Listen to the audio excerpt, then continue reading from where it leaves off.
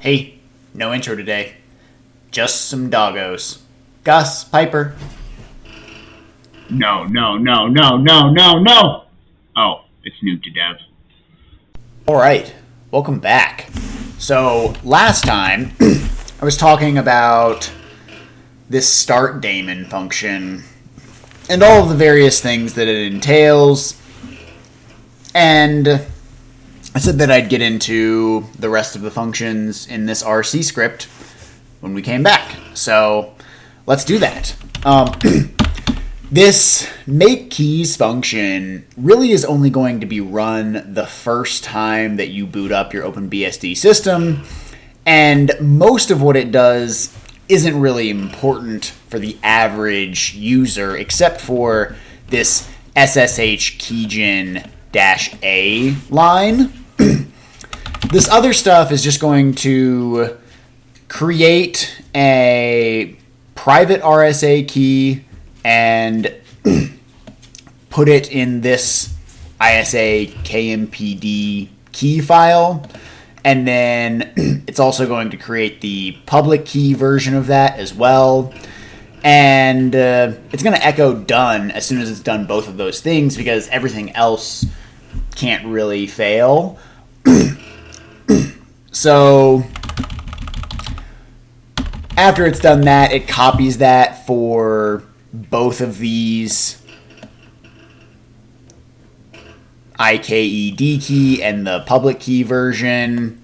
And these two daemons, this ISA KMPD and IKED, are if you want to run a public key exchange server, which most people aren't going to want to do. However, a lot of people are going to have the SSH daemon running on their machine, and this command will generate keys for all of the various key types that OpenSSH supports. If you look in the SSH file under SSH, you'll see all of the various keys. So there's a DSA key, an elliptic curve DSA, ED25519, and an RSA key. So that's all of this that's happening right here. And then this SOII.key is for IP version 6 privacy, because a lot of auto configurations for IP version 6 use your network card's MAC address to create the IP version 6 IP address. And if you're not doing something like this, if you're not using this SOII key, then you're trackable across various networks. So if you go to a public Wi-Fi, or if you go to a public Wi-Fi library or coffee shop that's running IP version 6, they'll know that it's still you, even if you're connecting from a different network than your home network. This is a way to give you a little bit more privacy. So that's basically it for this make keys function. Whoops. There we go. This reorder libraries function is kind of interesting. From a security standpoint, reordering your libraries is important for making return-oriented programming more difficult. So return-oriented programming is a technique that you can use if you're trying to attack a computer where you have some buffer that's been allocated and the bounds for that buffer are not checked in some way. And so the attacker can write data outside of that buffer. And normally what they're going to do is affect the return address when they do that.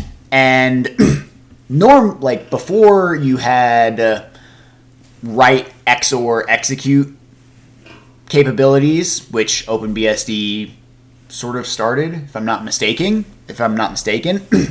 you would just send the return address. You would just write outside of that buffer and say, hey, jump to this location in code where I've written some malicious code that I want to get executed. Nowadays, you normally can't write an area that you could also execute, so the kernel will catch those kinds of errors. But your libraries that get loaded with most programs, like your C library, like your crypto library, like the dynamic linker, there may be little snippets of code that happen just before a return instruction that will do certain things that an attacker wants to do. And by chaining a lot of these quote-unquote gadgets together, you can get a program to do pretty much anything. It's really kind of interesting. And so this randomness to the libraries makes it harder to predict where you have to jump to get those gadgets that you want. So that's what this is doing, and that's the reason why it's doing it. The practical details of it are essentially they're going to skip doing it if you have some of these files are mounted on a network file system. However, usually they won't be. And it's also going to make sure that they're mounted read-write instead of read-only. And they're archived, so the libraries are archived in a certain place. And essentially what you do is you make a temporary directory and you extract the archive into that current directory. And if you're doing this for the dynamic linker, which is this ld.so, then you essentially will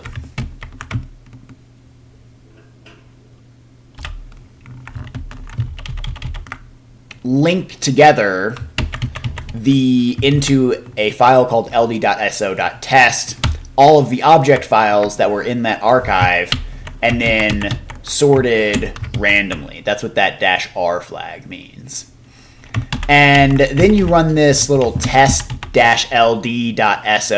script, which is kind of hard to find on a... It's kind of hard to find where that file is because it's never actually written to the file system. But OpenBSD is an open source operating system. It's in this make file. They just pipe it directly to a C compiler, and this dash dynamic linker option tells it to use the dash candidate linker, which if you look up here is the ld.so.test linker instead of the usual linker. And if it can do that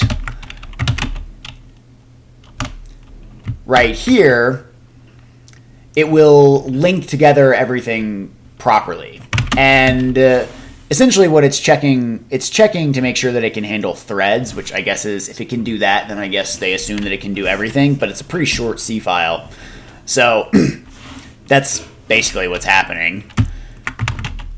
And then if they can, it gets installed.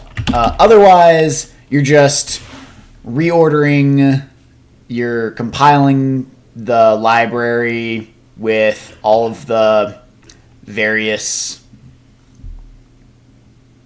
object files linked randomly. And then you do some tests to make sure that everything works okay. And if it does, you install the library. And then you undo any mounting things you did and remove any of the temporary directories. So That's kind of a little bit advanced, but gives you a little bit of security. I saw a video where someone was talking about various OpenBSD mitigation techniques, and some of them they were really high on and others they weren't. I don't know. I would assume that that would make things harder, but maybe you have a better way. Maybe there's ways around this that are really automatable that I'm not aware of, but it's kind of cool. So these last couple functions are this RC script, or sorry, run upgrade script, which sometimes you'll have a first time script and a sysmerge script, and you only want those to be run once. So if they exist, you run them and then you remove them. And then this fs check function just runs file system checks on, by default, all of the file systems. You can pass it optional flags like this. And if everything is fine, it just returns. Otherwise, you exit and go drop down in single user mode. And it gives you some various debugging options. But that's it for all of the functions. The rest of this, which I'll get into next time, is what the script is actually doing with all of those functions. So you can see we're almost halfway through the script, and all we've really done is look at the functions. But that's basically, the rest of this should go pretty smoothly. There's not a ton of complicated stuff left to cover. But yeah, that's it for this one. Thanks. Don't forget, if you like this video, leave a like. If you disliked it, hit dislike. In either case, let me know in the comments down below why, as well as if you got any questions, criticisms, or concerns. And if you want to get notified when I make new videos, hit subscribe. Thanks. Peace.